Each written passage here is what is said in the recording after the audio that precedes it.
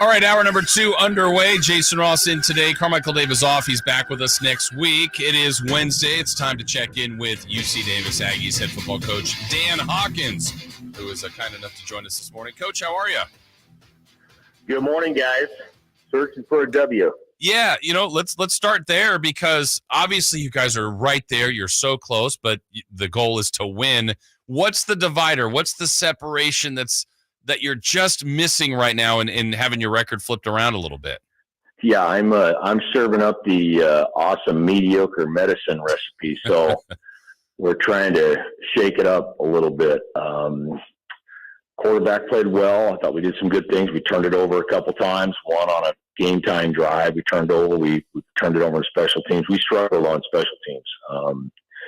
Normally we're pretty good there, but we did not do well, and so that was a lot of it. Our defense played pretty close to dominating at times, but boy, third and long, we struggled in third and long.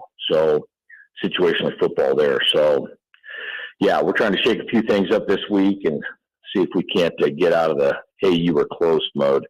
Yeah. So when you say shake it up, is that personnel? Is that scheme? Like, what do you mean by? A little bit of everything. How we play, what our scheme is, all that. Yeah, okay. It's all that. Yeah. So, and is that tougher to do? I mean, we're basically mid-season. So is that have you had to do that in other years that you can recall on that maybe there was a benefit of that? Well, yeah, I think you always have a certain system in place and you can ebb and flow somewhere within those guidelines. You don't want to throw everything out by any means, but you're going to slide to one end of the spectrum or the other based off of how you're doing. So I think you have to have room within your system to do that. That's something we've done before. Yeah, as we're talking with UC Davis Aggies head football coach Dan Hawkins on the Folsom Lake Honda Hotline. Coach, but still, big picture, you can still get to the places I'm sure you had goals for and want to get to. The I don't know if pressure is the right word, but where you are record-wise probably feels like every game now is kind of in that playoff mode. What is the advantage of kind of the small margin for error, let's say, the rest of the way? Yeah, you are correct. I mean, the advantage is that your backs are against the wall. If you want to go to the playoffs, then you pretty much have to win out. So if we're in that mode right now, it's a one-game elimination, and so you better put your best foot forward every day to try to get there. This week, you get that opportunity. A team that's similar to you, Weber, I'm sure, has some of those same goals, both similar records. What do you see with the road game with the Wildcats this weekend? Yeah, they've been a dominant team in this conference. Their head coach, Jay Hill, left and went to BYU. Probably not as dynamic as they've been in the past. I'm sure they're kind of searching a little bit as well. They're always very sturdy on defense and play kind of get in your face defense, and have always been, really tough there. I think they're trying to find the formula offensively as well. They haven't been as prolific or scored the kind of points that they have in the past. Again, they're very good special teams. I don't know what it is about Utah, but they seem to grow returners. They always have an outstanding returner every year. Their last one is playing for the Saints right now. So, but yeah, they're kind of a work in progress as well. In your years in the conference now, since you're back with Davis, where have you found, like Weber's a tough place to play, where have you found has been the biggest challenge on the road? What city has been toughest for you guys? Well, Montana is. Yeah. I mean, their stadium's unbelievable, and it's cement. It's right up on you. It's 20,000 people. I mean, I've been in some pretty big, loud stadiums before. I mean, that probably is the hardest in our league for sure, just because of the noise factor. Yeah. You mentioned quarterback play last week. Miles Hastings, he was really good. I mean, he was efficient, effective, took care of the ball. Was that his best game this season? Yeah, I think our offensive staff has done a nice job, and they've come along, and so has Miles. And again, he's trying to adjust to his third quarterback coach and his third coordinator, and so trying to put all those pieces together as well as our staff. And I thought our staff put together a good plan. And Miles is a super smart kid. He controls a lot of things at the line of scrimmage for us. He does a lot of unsung activities out there, not just throwing the football, but I mean, and when you take care of the ball, you're going to be good. And he threw interceptions. He didn't fumble it. He got us in a lot of really good plays. As far as, I know we've kind of asked you for a couple weeks here about Lan Larson. I thought I heard the other day. Is he kind of back up and is he closer to coming back?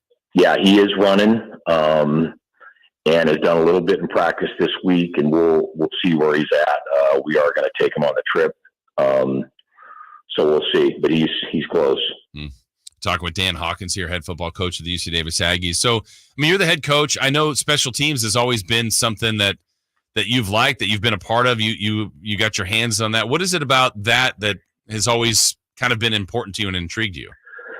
Well, I think it's interesting. I think it typifies probably any organization, and you guys probably have the same thing in your radio station. It's kind of can you get your 11 guys to do one small thing full speed in kind of an unsung manner? Everybody's after the offense and defense and the running back and the DB, and but no one's really glorifying being the R4 on kickoff and being the left guard on punt team.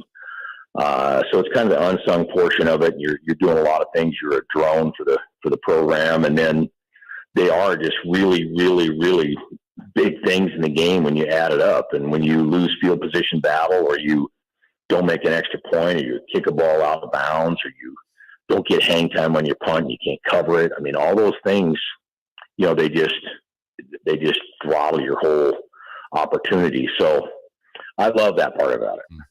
After this week, obviously you're locked in on Weber, worrying about that, what's right in front of you. You get the bye week. What do you personally do with the week off? Well, we'll try to get better. You got to look at a bunch of self-scout material, which we do. Got to get your guys ready to go for the stretch run. So we've got to treat that week really smart and get our guys ready to go down the stretch. But that's pretty much what we'll do. A lot of times, people, if they get time, family, they get it. You've been a football lifer. I'm sure your family understands that, but your son's coaching as well. We get a chance to watch him that weekend? Like, how does that go? Yeah, I probably will. I'll probably roll up there and watch him play. Yeah. That's cool. I know you guys still have that matchup a little bit later. How about as far as it's so time consuming? Do you get time for, I don't know, other college football, other NFL, or are you just too consumed right now? Well, NFL, we watch so little pro football. I mean, we're working on Sundays, so you don't really see it. You see some college football if you play a night game, and you'll see it during the day a little bit. And our last game was at 4:00, so that kind of cuts off because we start our preparation for the game 3-4 hours before the game. So limited in the morning for sure. One moment I thought that was really cool, just for perspective of your program for the local programs. I was watching the Monday night game and Packers and Raiders, and there's Daniel Whelan ready to punt, and obviously a former Aggie, and he's punting to DeAndre Carter from the Raiders, who's a former Sacramento State Hornet. And it was just, I thought it was pretty cool. I don't know if anybody else caught that, but it's an Aggie to a Hornet, and you know it, Coach. If you can play, they'll find you. I think it's cool that you guys have guys, and so do the Hornets and other people in the FCS that can make it to the NFL. Well, the misnomer a little bit is at our level of football, they think, you have lesser players. Well, we don't have lesser players. We have 63 scholarships. FBS has 85. So we may not have as many, but you still have, I don't know, there's 150 guys out there that are FCS players in the National Football League. So you've got Marte Mapu playing in the league, and Keelan Doss, our receivers with the Chargers, and Jake Mayers up in Canada. You still have very good football players, and we just don't have as many. It's funny in the offensive line, the average size of the all-conference offensive lineman in the Big Sky is almost 6'5", 312 pounds. Wow. So, you think, okay, I got this scrappy 6'2", 250-pound guy. Well, hey, guess what? We got big dudes too. Yeah. So we may not have as many, but we still have them. Yeah, they're out there, and hopefully they'll be out there ready to go for you guys this Saturday as you take on Weber. Coach, safe journey there. Best of luck this weekend, and we look forward to talking to you next week. Yeah, appreciate everything. Thanks. Go Eggs. All right, thank you. That's head coach Dan Hawkins of the UC Davis Aggies, as they really do have. That's a big game this week for them. They still can get to places they would like to get to, as he said, but they now feel like they're in that mode where they've got to win every week, and sometimes that's to an advantage, right? There's less margin for error, You're already in that playoff mode, but they probably need, they might be able to get away with one more loss. I don't think coach wants that, but they, that 8-3 number would definitely get them in. 7-4 probably gets them in. So no wiggle room right now with the Aggies now at 3-3. All right, we've got some wiggle room for us to take a break. When we come back, 3 questions, 3 answers. Oh, we got a theme to this one. I think Chris will like this on 3 for Madness. That is next.